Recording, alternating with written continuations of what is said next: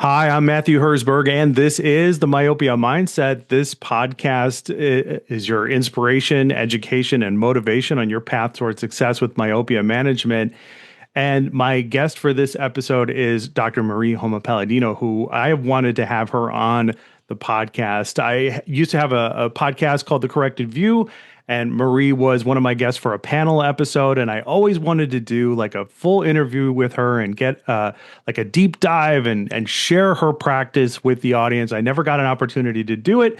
So it is my absolute pleasure to welcome her onto the Myopia Mindset. Marie, welcome to the podcast. Thank you so much. I'm so excited to be here and to finally to get to do this because we've been talking about it for like forever, honestly.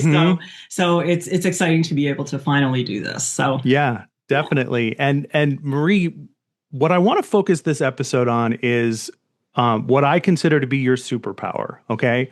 So in addition to you being an incredible optometrist and an amazing orthokeratologist, a myopia management specialist, I think that in addition to all that, one of your superpowers is that you are probably the most emotionally intelligent eye doctor I have ever met.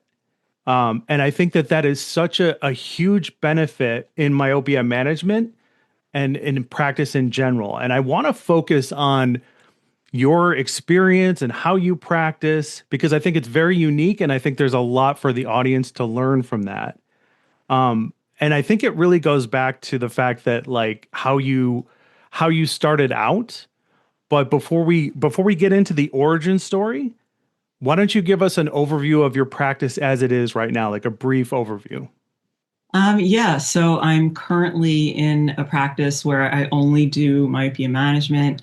I'm the chief of the Myopia Management Center of Excellence. And so my days are all filled with wonderful kids and parents. And I'm only doing myopia management, which is really a dream. I mean, it's really fantastic. So day to day, I am in it full, full 100%. Yeah. And the reason why I wanted you to give us that snapshot is because your origin story, and correct me if I'm wrong, it starts in the business office of a local optometrist when Yes. you worked as a contact lens technician. Yes. Yeah. So how did that inspire you to become an optometrist? Wow. That was years and years and years ago. And honestly, I mean, that was back in high school. So my dad always said, hey, you know what? If you feel like you want to do something, get a job there, even if you have to, take out the trash and clean the floors, and find out what it's really like. So I was always interested in eyes because two things. One, I'm actually highly nearsighted, and my uncle had progressively gone blind from macular degeneration. So I was like, hey, you know what? I'm really, really interested in this. And I always wanted to go into healthcare. And so I was like, you know what? Let me do this. So I went to a local optometrist and I started out just cleaning contact lenses. It was way, way, way, way back when we would actually clean contact lenses for patients. And then I would actually do like polishing RGPs, which I don't even know if people have that equipment anymore. So I started out, with that and just worked my way through school, finished high school, went through college, working for that optometrist and went into optometry school from there. So it's a little bit personal, but it's also, just an overall, like, I think I can really, really help with this. And that's how I just, over the years have gotten to where I'm at. Right. Right. And you like the part of your origin story is the fact that you were myopic your whole life, and your first myopia patients were your daughters. Yes. If I remember correctly. Actually, yeah. So my first ortho K patient was my daughter, my oldest daughter. She was about, she was 8 or 9 years old, I think. She was becoming more and more myopic, and I'm like, oh my gosh. And my husband has high myopia. So I'm like, oh geez, you know what? She's doomed, right? She's doomed. And I'm like, you know what? There's got to be something out there. So there, so I actually talked with one of the doctors who was a mentor at PCO, which is now PCO, Pennsylvania College of Optometry at Drexel. But I talked with him, and he said, you should look into this ortho K thing. And by the way, go to Vision by Design, because if you really, really, really want to know about this, go to Vision by Design, because like those docs know. Mm-hmm. So then, after that, I went to VBD and was hooked.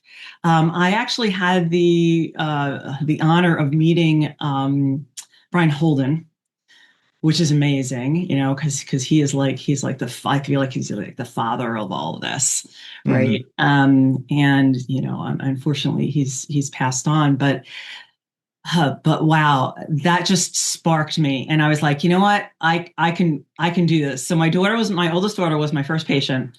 She was a dancer. She did not want to wear glasses. She did not want to wear contact lenses because of like all the makeup, and she didn't want anything to like interfere. Mm-hmm. So I started with her, and I was like, wow, this is really cool. And she's like, Mom, this is really great. This is like amazing. Like, I don't want to do anything else. And she's now 26, Mm. and she doesn't want to do anything else. She's Right. still wearing Ortho K. Yeah. So yeah, I yeah, love it.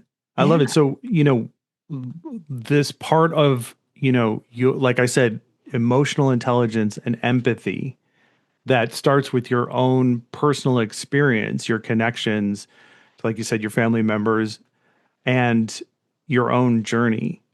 How does that help? How did that help shape your myopia management practice over the years? Because if I remember correctly, you would, in the panel episode that we did, the knowns and unknowns series, you had described the read that you have on like a family, the parent, the kid, and it's like you begin to pull out so much information about that patient, like almost immediately. And I was hoping you could go more into that specifically in your process. yeah. I mean, it's a really interesting thing, because I always want to find a connection. So there's a reason why they're there, right? Hmm. Um, and everybody has a story. Everybody has their own story. And so I really try to pull out from the parents, but more importantly from the kids. Like, Hmm. what's their story? What is it that brings them there? What are they looking for? How can I and I really tailor my management towards that. What are they looking for? What do they need? And how can I really contribute to their success? Because I'm looking long term. I'm looking at this child who doesn't really understand. All they know is they can't see, or maybe they can, but it's not great, right? And they just deal with it. But Hmm. I'm looking down the road, like at myself, who, I hate that I have to wear contact lenses. I'm wearing contacts today, but normally, I've got these thick glasses, and how much it's really kind of shapes my life and what I do from a day-to-day basis. I mean, not from a optometry standpoint, but just from a personal standpoint. But how does it shape these kids long term? What can I do? And then addressing the parents too. So I have a unique perspective where I can actually look at that child, and I can say, yeah, I get it. I was there. My kids are there.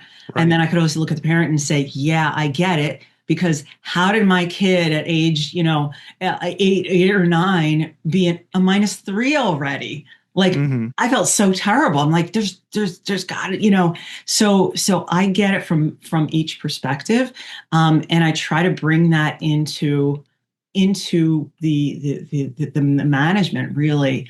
Um, and how is that going to how can we change them? How can Hmm. we um, sculpt a better outcome long term for them? So Right.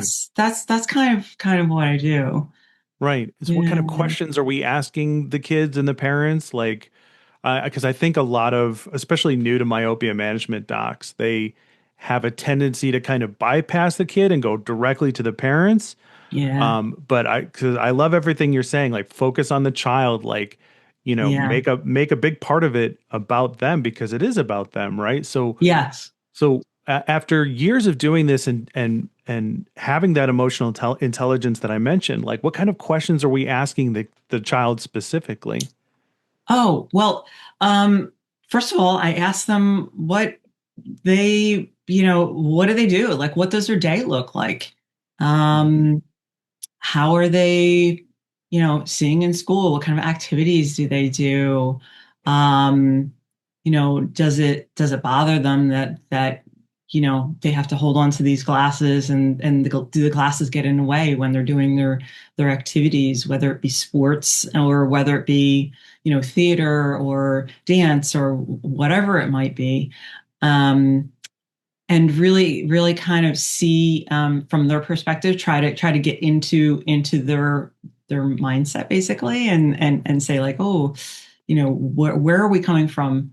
So what is it that they do, and what would their outcome like to be? So, parents always ask me this. They say, what's the best treatment? And I say Right. all the time, the best treatment is what your child is going to do. I don't Right. care what the numbers say. If your kid is not compliant, if your kid isn't going to wear those contact lenses, that overnight ortho K, put those drops in their eyes, it's not going to work. It's just not going to work. So we have to see, do you love your classes? You Hmm. ask them, like, do you absolutely love these? Can you see yourself without these glasses? And some kids are like, I hate my glasses. I don't even, Hmm. this is like my 10th pair, you know? Right. but but yeah, ask them really about them. That's really the biggest thing. And sometimes some parents are actually, they'll get upset with me a little bit that I'm not talking to the parent, or the parent will start talking, and I'll be like, okay, but how about you? How about you, Johnny? How about you, Melissa? Well, like what, how about from your perspective? And I don't talk to the parents. So 90% of my Hmm. my conversations are actually with the kids during the consultation. It's Yeah. not with the parents. So yeah. And I mean, then there when it are comes, there oh, are sorry, some go ahead. parents who really like that, by the Yeah, way. Like, that's kind of where I was going next yeah, is like, how do yeah, parents react to that? yeah, Because, as a new parent myself, like, if you are focused on my child, that's like the best thing you could possibly yeah, do, in my opinion. Like, that means the world to me. yeah, And I think that that's kind of where I was going with before, where it's like I've seen optometrists who just kind of bypass the kid and go directly to the parents, and I'm like, you're missing you're the totally most missing the important point. part. Yeah. So Yeah, it's like I think yeah, that like we if we can help alleviate that problem, because I think a lot of new to myopia management docs just simply don't know what to do. They don't know how to have these yeah, conversations. yeah, And yeah. It's interesting because if you actually take it from that perspective, from the child's perspective, your answers are going to be right there for you. Instead of being very academic about it and saying like, oh, what do my numbers say? And this and that and the other thing, the kid is going to tell you what they're going to be successful with. Mhm. Um, so yeah, Yeah, it's really important. It's really important, and we're there really ultimately for the child. We right. really are ultimately. So that's why I approach it that way.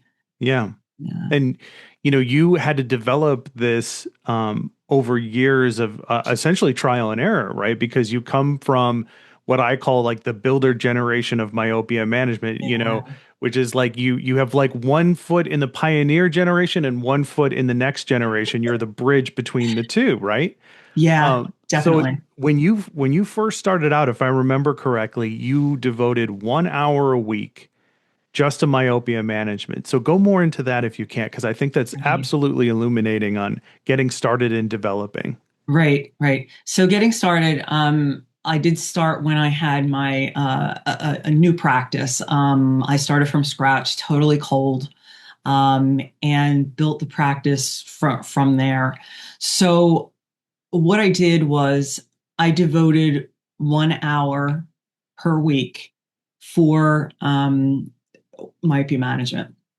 At the time, I was mainly doing ortho K. I mean, my site wasn't out, atropine really wasn't like, a thing. We didn't really have great studies, things like that.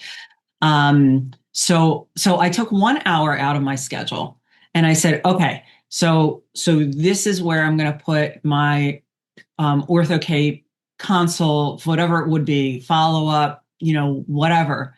And if I didn't have a patient scheduled, then I would actually work on my myopia management practice, whether it be looking at an article, reading an article, Hmm. developing a protocol. Like, how are we going to talk to these patients? Talking to my team in the office and saying, hey, if somebody calls, how are we going to talk to them? What are you going to say?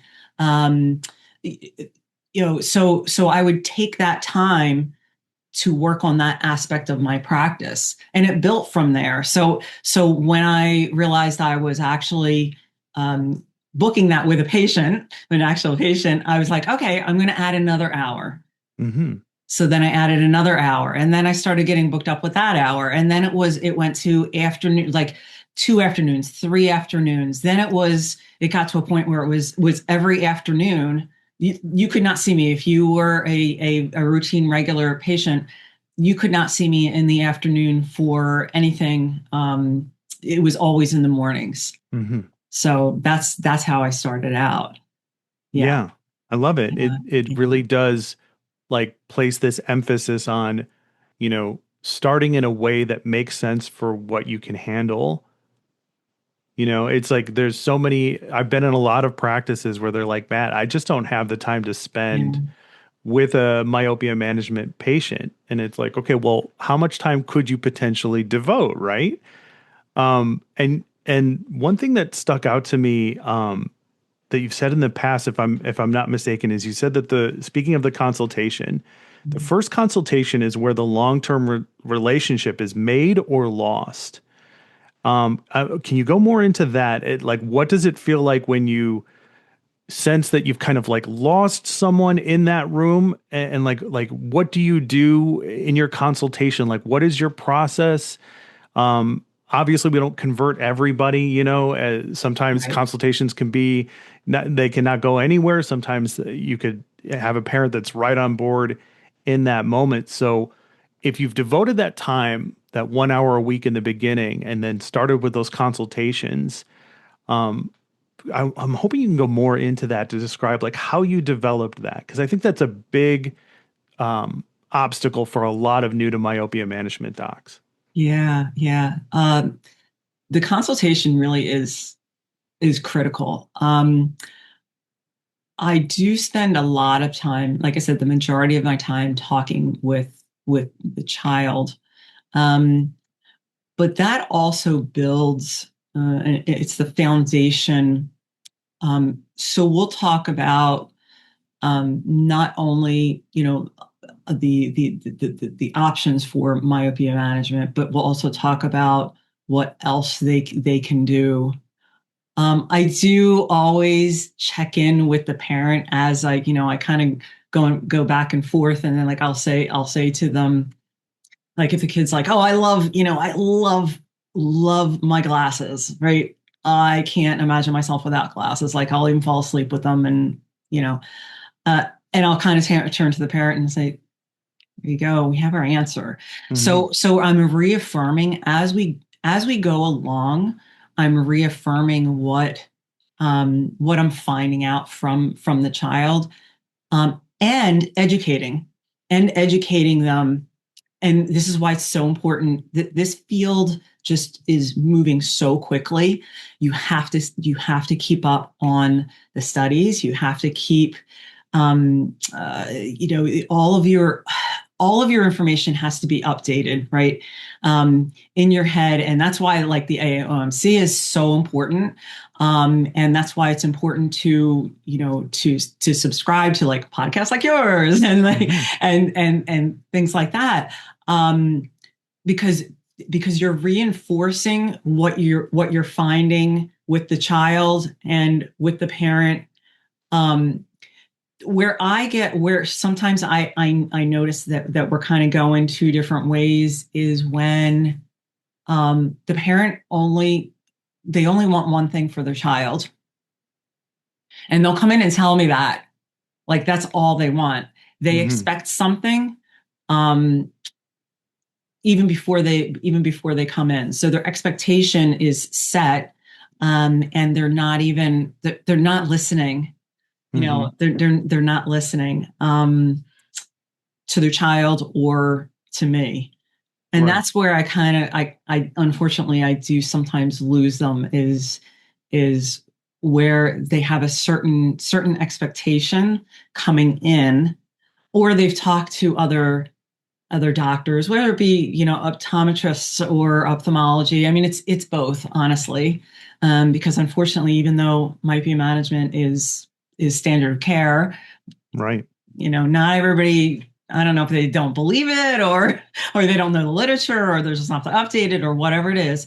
But you get it. You get it from there. So you get it from both sides. Like oh, I'm here because some other doctor actually sent me here, but I really don't have any interest. I'm kind of like doing it, just to kind of, fulfill that. Right. And then you have the other ones who are like, I've done all the research. I've done everything. Like, I know exactly what we're doing, what we're going to do. So that's where I kind of lose them is the parents don't have an open mind. I try to open that up and let them know that it is a very fluid field. So there's new information all the time. And that's probably the biggest thing that you can do is to, for a parent who has like a one-track mind, is to actually put in their head like, oh, okay. Like you put a question in their head. So maybe they might hesitate when they think like this is it. So what does that question sound like? Like, what are you, because, the practice I grew up in, we would work on patients for 5 years typically before we saw a conversion, so we just have to keep planting that seed. So what does that question look like that you're trying to place into the parent's head? Is this really going to work for my child? I think that's the question. And that's what your supporting statements have to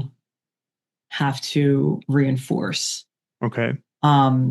Is saying like, okay, here's the data, here's how old your child is, here are the risk factors, here's our options, but this is your child, and this is like what it looks like that is going to work for them. So then we're tailoring this. So the question is this it? Basically. Yeah. And then do you have like like if that parent is not on board, do you have like a system of like revisiting this with them, or is it just like, I've read this situation, obviously we don't want to give up on anybody, but at the same time, like, you have to respect the parents' decisions. Like, not everybody is going to follow through with that. So do you have like a system in the practice for like following up with those parents? So we do. We always give them information to go home with. And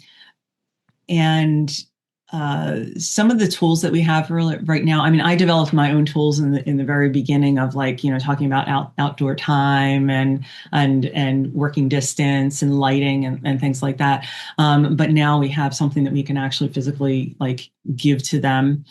So it's like, what, even if you don't do something optically or pharmacologically, um, you could, there are still these other things, and you know what, you can always come back. Things change, you Hmm. know, things change, and maybe take a look at this information again.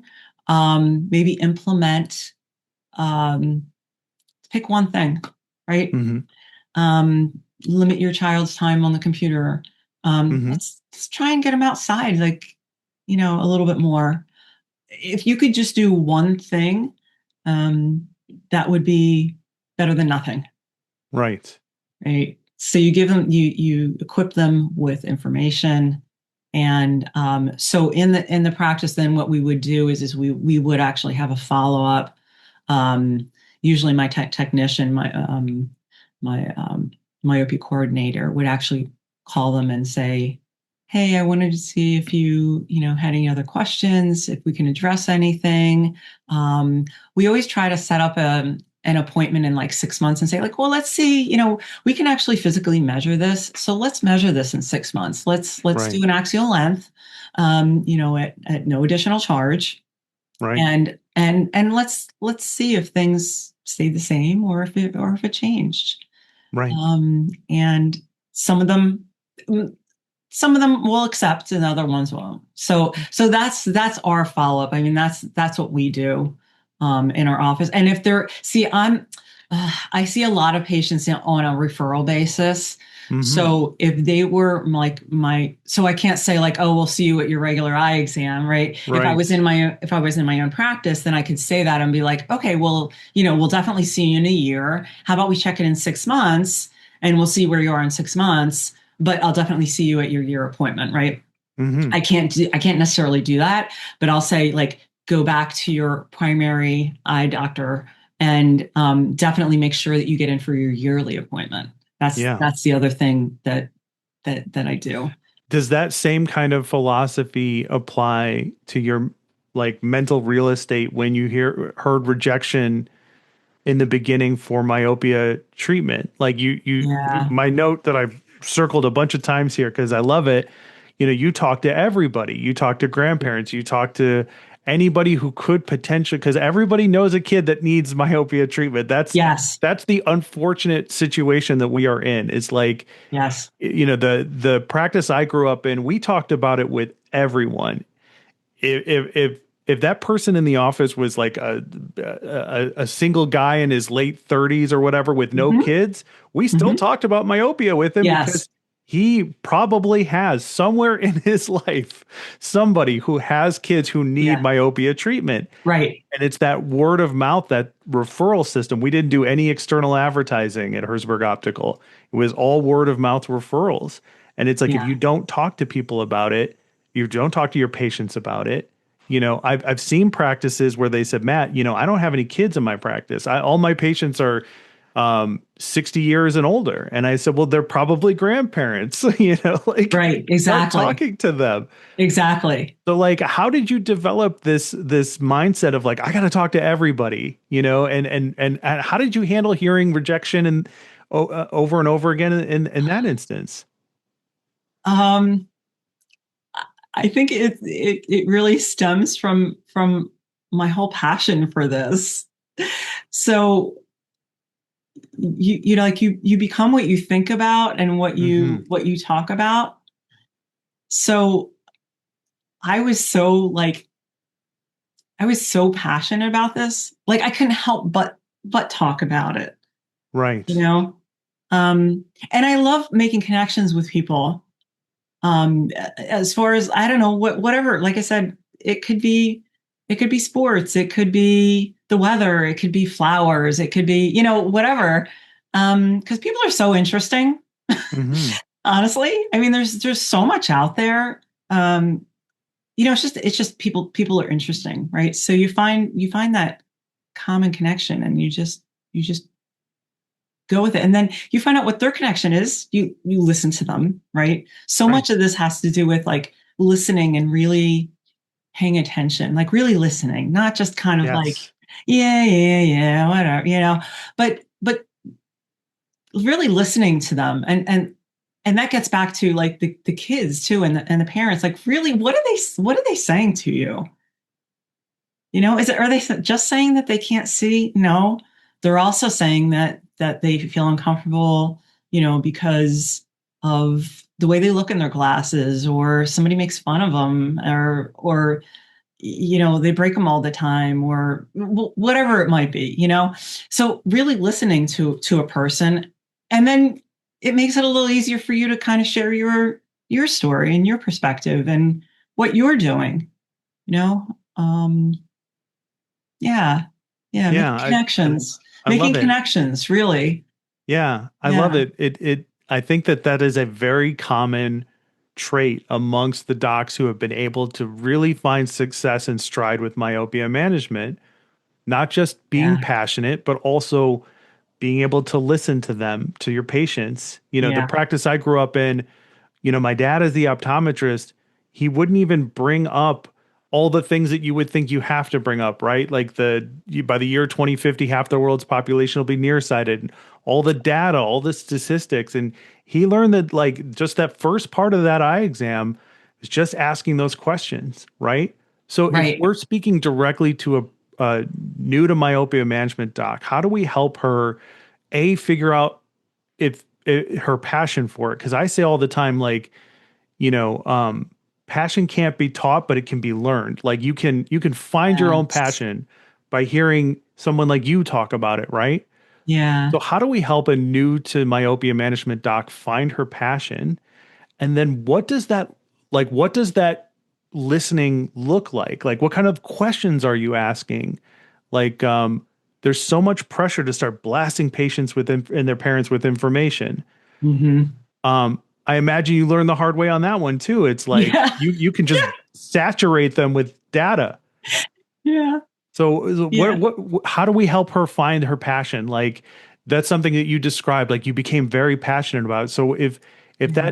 that OD is sitting there going like, I don't know if I'm passionate about this. Like I think if you're interested, you have the seeds of that passion. Yes. So what Yes. helped you develop your passion? Yeah, obviously it comes from your background, like being a Hmm. myopic kid, having myopic daughters, having that familial relationship. So how do we help somebody find their passion? I think it's exposing yourself to specifically to that area, whether it be in studies, um, podcasts, kind of looking at it from a perspective of knowledge. So as a doctor, I think we all are very very interested in what you know. So what is it about this? So educating yourself, right? But immersing yourself into that community, basically. Um, And I think that's why I love Vision by Design so much, is because it's like it's total immersion. They say if you want to learn a new language, best thing to do is just total immersion, right? Right. Where you may not understand, or you're not going to understand the vast majority of it in the beginning, but you get a good sense of it, and you get the vibe. Like you get to realize um, what's going on in the background. Um, it's exposure. It's exposing yourself to those things, reading up on it, making yourself aware Hmm. of what's actually happening in that field, in Yeah. that area. Yeah.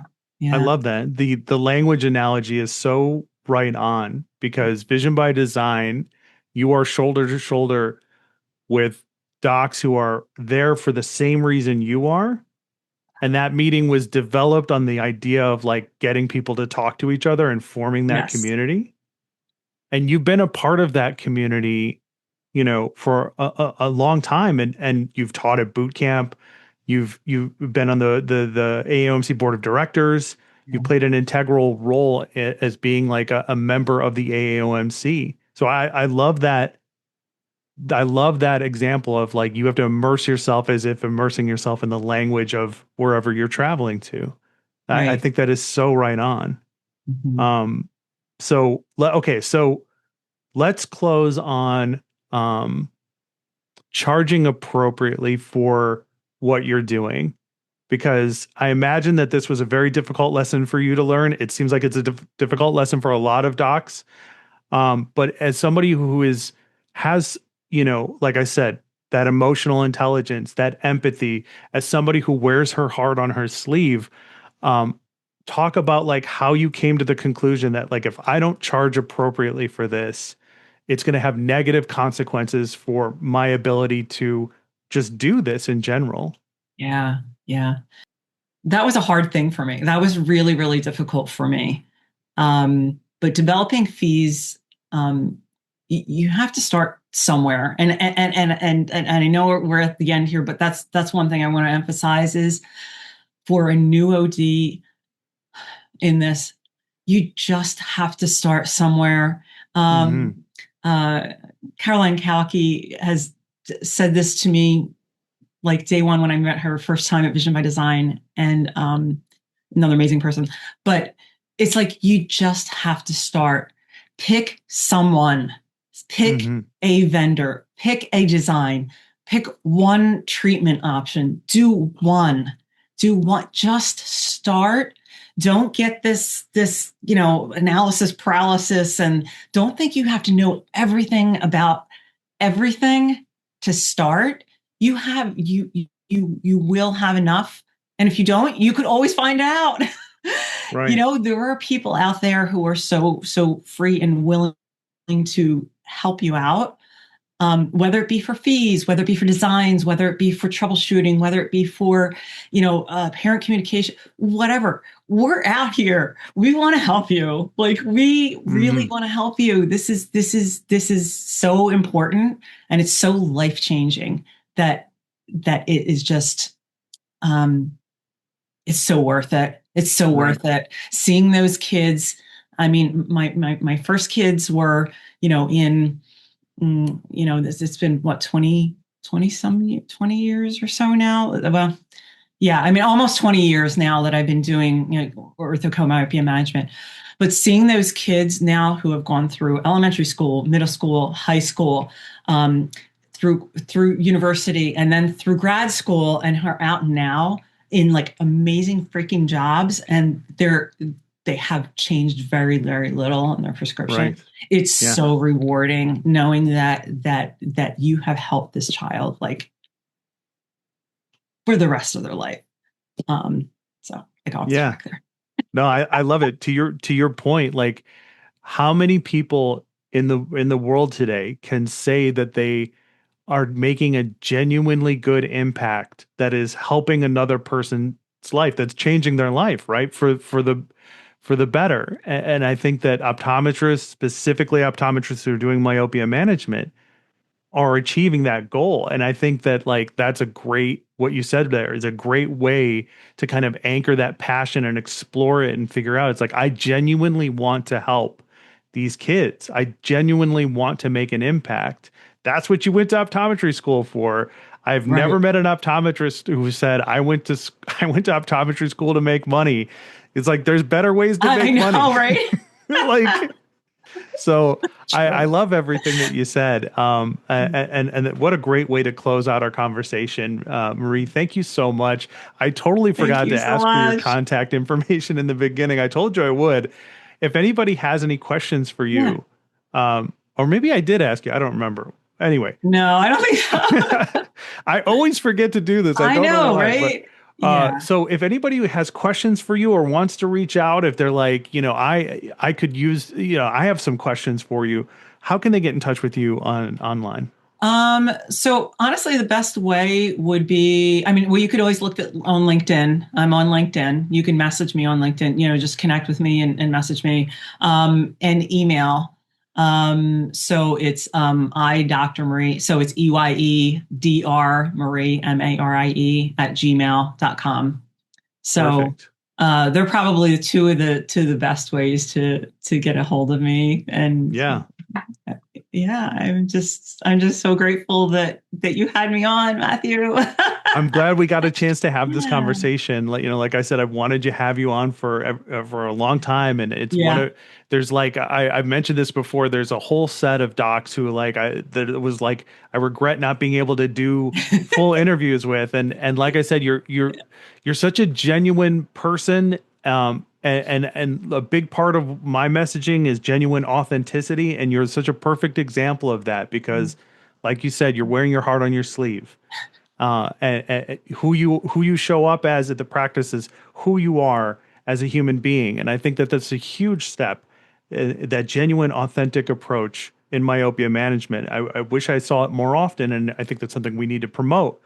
And so, for my part, listener, if this is something that helped you, if you enjoyed this episode, if you are interested in myopia management, if you love it as much as we do, please consider becoming a subscriber and supporting the Myopia Mindset. You can do so on our Substack, myopiamindset.substack.com, and the cost of which is just $12 a month, which I say is basically the cost of a cup of coffee each and every week. And if you would buy Matt Herzberg a cup of coffee to have on amazing guests like Marie and nerd out about myopia and share these amazing stories, then please consider becoming a subscriber on our Substack. Myopiamindset.substack.com is how you do so. Marie, thank you so much for coming on. I would love to have you back. I would love to have you back on. I can think of so many different episodes, so I hope you'll come back. Absolutely, absolutely. You're doing an amazing job, and yeah, definitely everybody like subscribe. It's great. I really appreciate you so much. Awesome. All right. And Thank for you. everybody else, we will see you at the next one.